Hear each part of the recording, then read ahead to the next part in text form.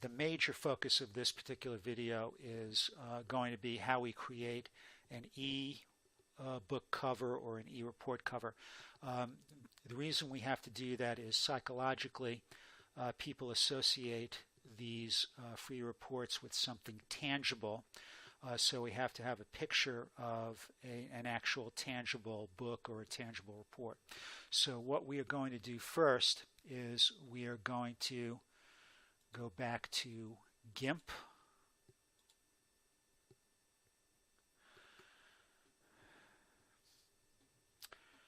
Gimp 2.8, which if you've been following my prior videos, you know that I recommend using Gimp. It's absolutely free.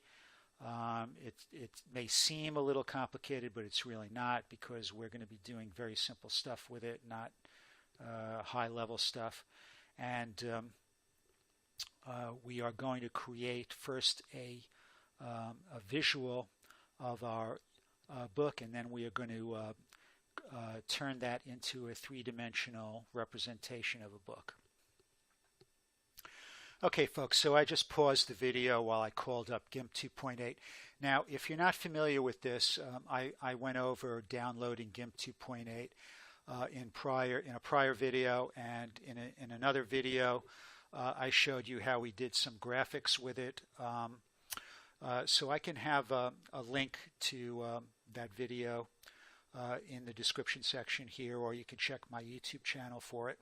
But here's how we're going to create a quick book cover.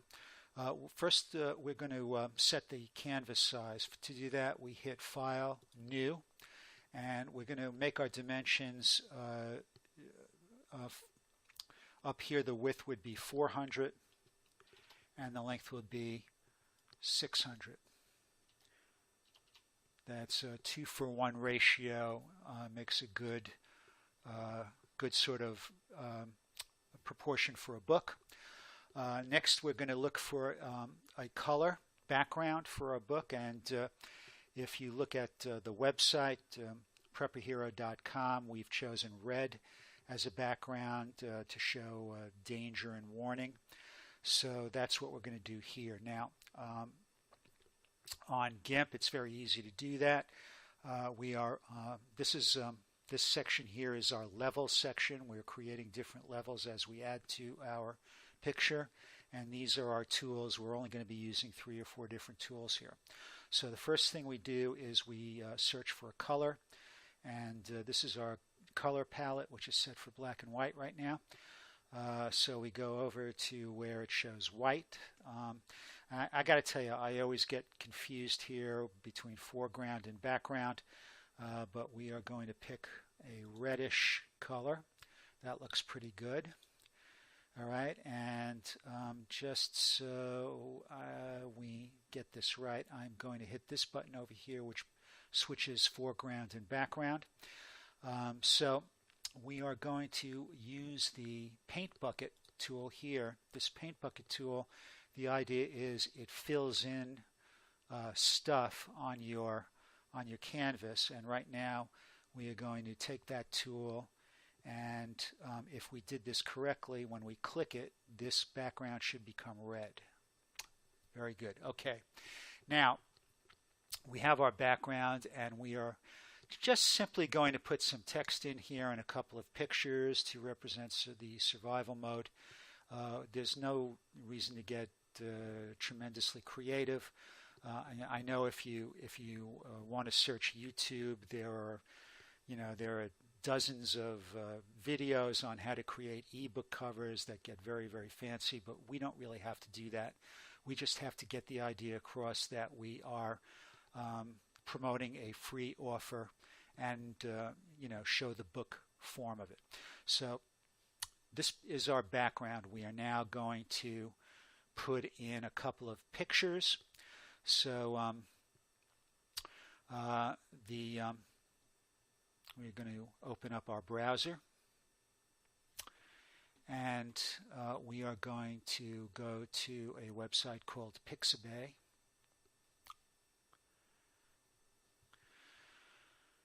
Okay, so we're going to look for another lantern.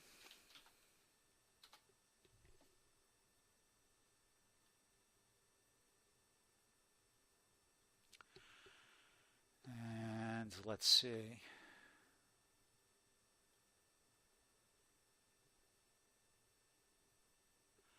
Yeah, this is the kind of lantern I want that conveys the survival mode. So we'll click that, hit free download.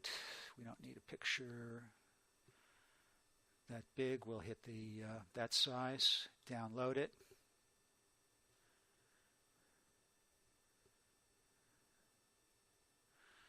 Okay, now it appears in the lower left-hand portion of my screen. I'm going to right-click on that, show in folder. And we're just going to briefly put that on our desktop. Oops. Let's go back. It's show in folder. It shows the image here. And then we're going to left click on that and physically move it to the desktop. Okay. I apologize for my computer. It's acting very slow today. And we don't have a whole lot of space to work with, so let's try one other picture. I'm going to use an axe, a picture of an axe. And that is definitely not the kind of axe I want.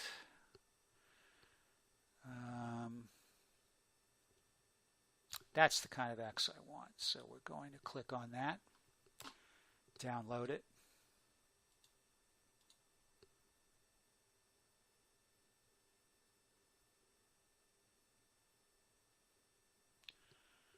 Okay, show in folder. And move that also to the desktop.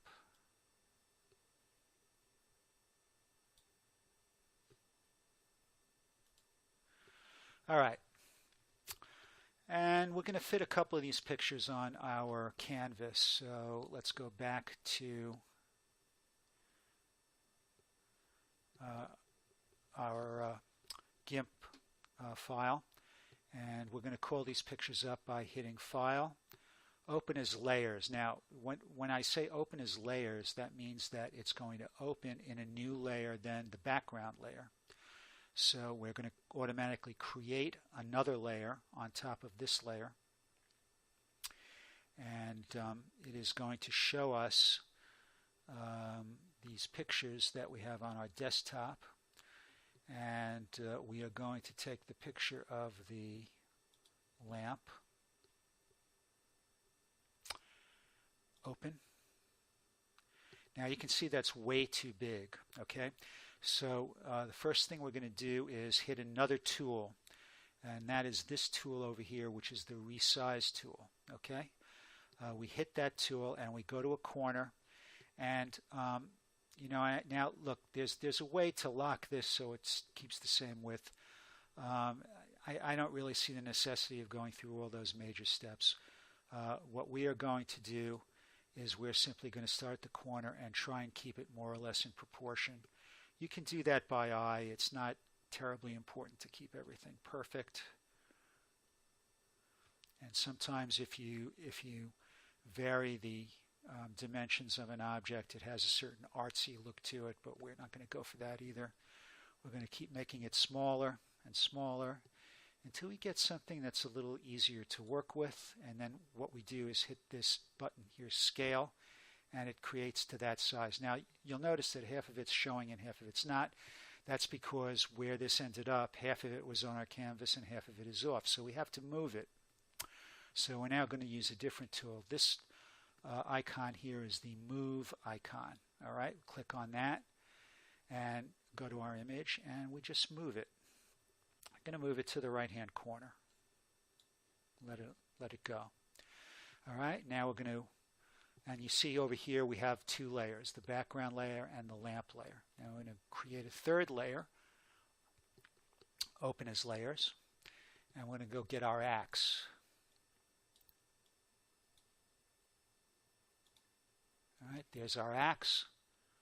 Open it up, and we're going to just do the same thing. Just go back to our resizing tool, resize it more or less in proportion,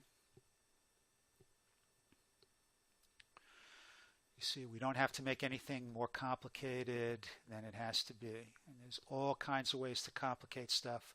We don't have to do that. And we go to the Move tool. Let's move it over here. All right. And now we need some big text. So the way we do that is we go to this big red letter A, black letter A rather. Hit that. That's our text tool. And you notice that activates a box here. I moved these apart, but you know yours is going to appear one on top of the other. Doesn't really matter. You click on this and it comes to the forefront. You open up a box that you're going to write in. So what we're going to do is we click here and you see that a box opens up as you move the cursor. And that is going to be the size of the space we're going to use to enter our text tools. Now here we have the controls over the color of the text and the size and what the font is going to be. So first of all, we're going to create a large font here. We're going to try a font size of 70 and see how that looks. And right now it's sans. We'll see how that looks. We can always change it, but we're not going to use the same color, obviously, because it's not going to appear in here. So we have to go back and choose a new color, and I always like white when we have lettering over a red background.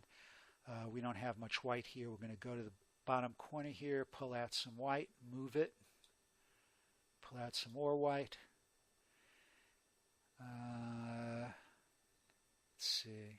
We have a box here for white. Sometimes this can get a little tiresome, but you have to try and find the right color. And I know there's an easier way to do this, but I'm just not having much luck with it. So what I'm going to do is I'm simply going to go back to the internet, open up another tab, and put in, let's go with color code.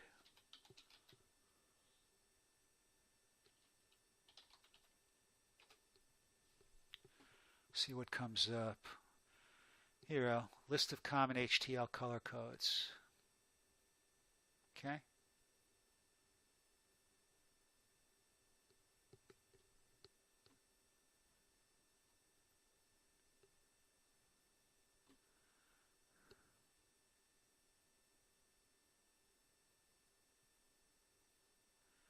So find the perfect color. Let's go to white.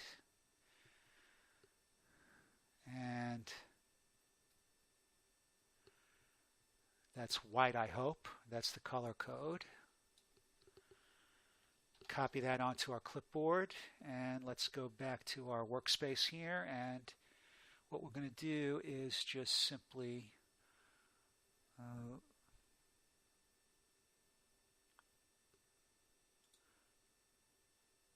hit this box and bring it to the forefront. And we're going to go into the HTML section and hit Control V and hit OK. And we got white. Okay, so for white and for a font size of 70, we are going to put the title that we picked for our book, which is Prepper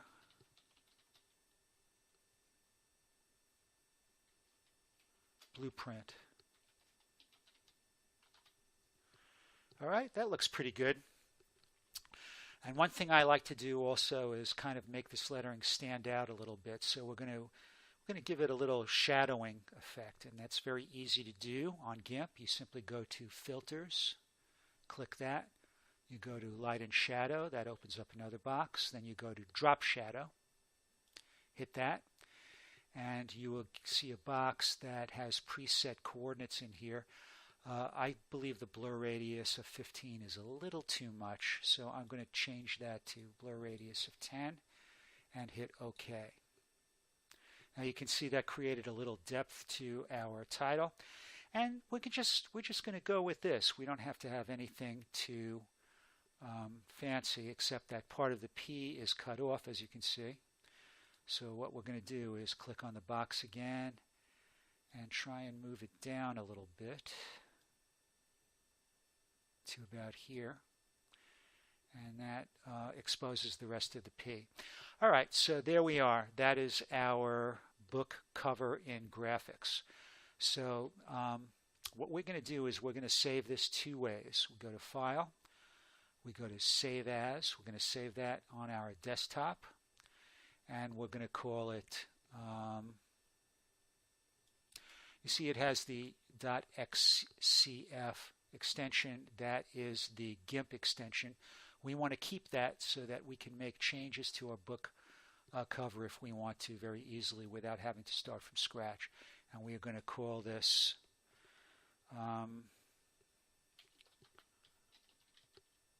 Prepper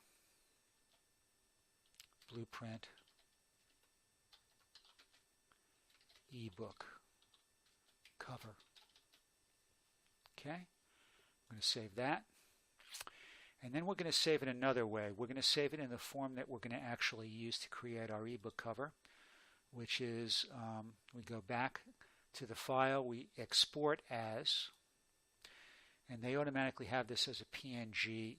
And for whatever reason, I just find that JPEGs are a little easier to work with than PNGs, so I'm going to change the extension to JPEG.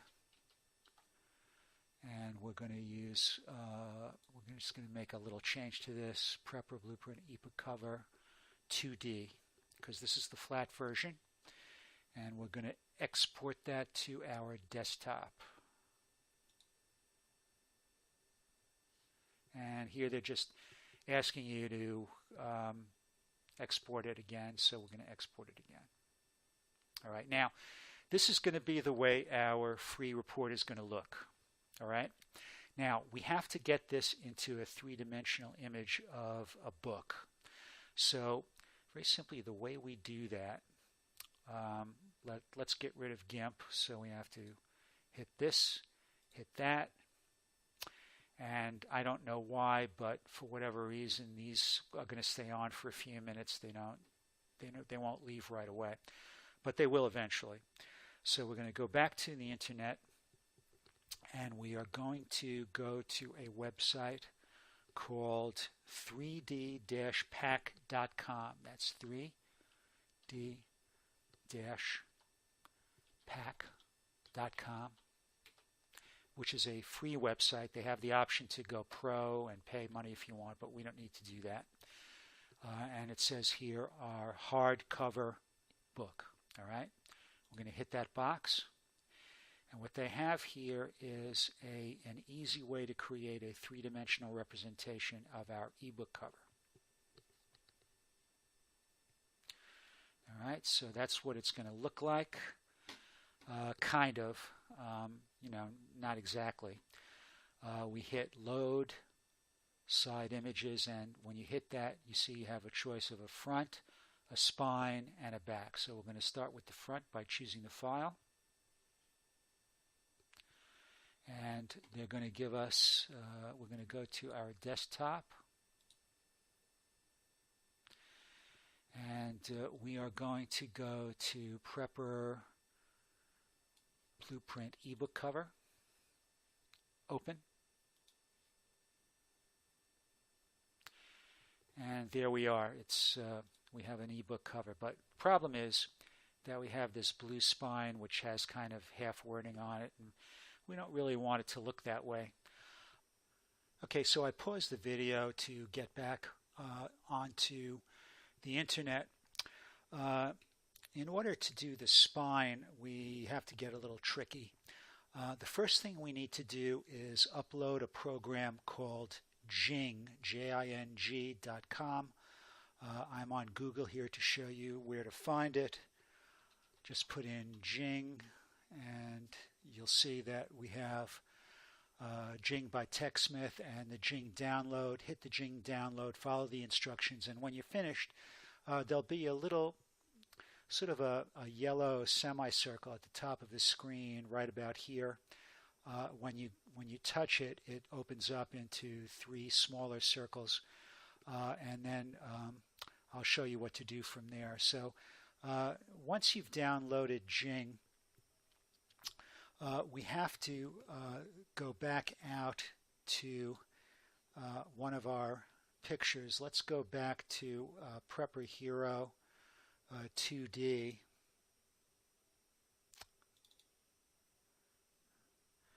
Okay, now the thing about Jing is that once we go and hit the circle that has a little cross there, it creates center lines on our screen, and we just position it next to our image.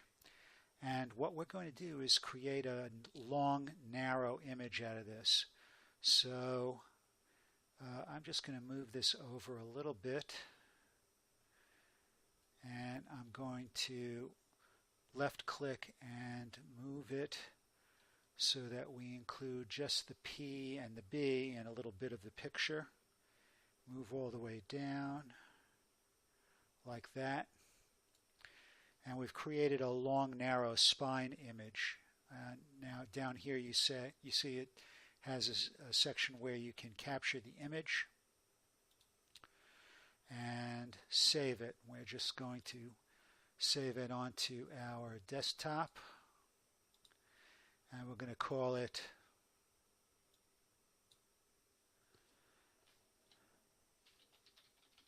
Prepper Blueprint Spine,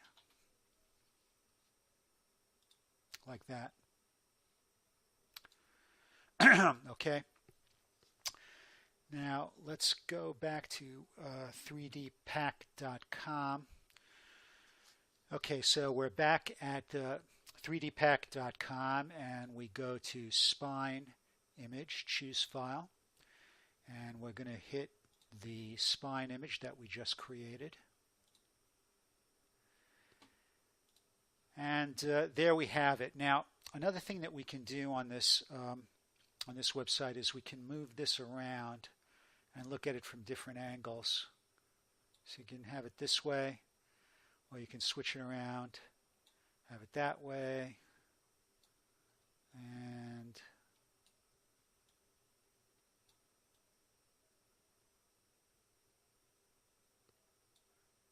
turn it around. Whoops. Okay, so I just stopped the video for a minute while I played with the positioning of this graphic. And you can see that we've got it so that it looks like a reasonably good 3D representation of a book. I made it a little smaller because I wanted to get as much of the shadow out of the way of boxshot.com. And now that I've done that, we are going to use Jing one more time, and we are going to capture as much of this as we can without showing the logo boxshot.com. So I'm clicking here and moving the cursor down and widening it out. Okay, and that is going to be the final version of our three-dimensional representation of a book. So we hit Capture Image and save it. I'm going to save it to our desktop once again. But before we do that, we're going to rename it. We're going to rename it Prepper Blueprint Ebook Cover 3D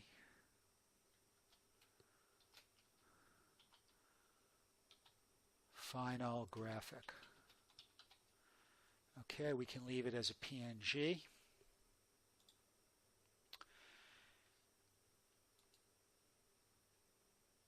And there we have it. Let's see what the final version looks like. And that's it. All right, so now I know that this video has taken up quite a bit of time, but it is important to get these graphics done by yourself as much as possible. It will save you money, and you'll see in future videos it will come in handy when we get to free traffic from Pinterest and we have the task of creating a number of pins on our own. So that's for a later video, and I will see you in the next video.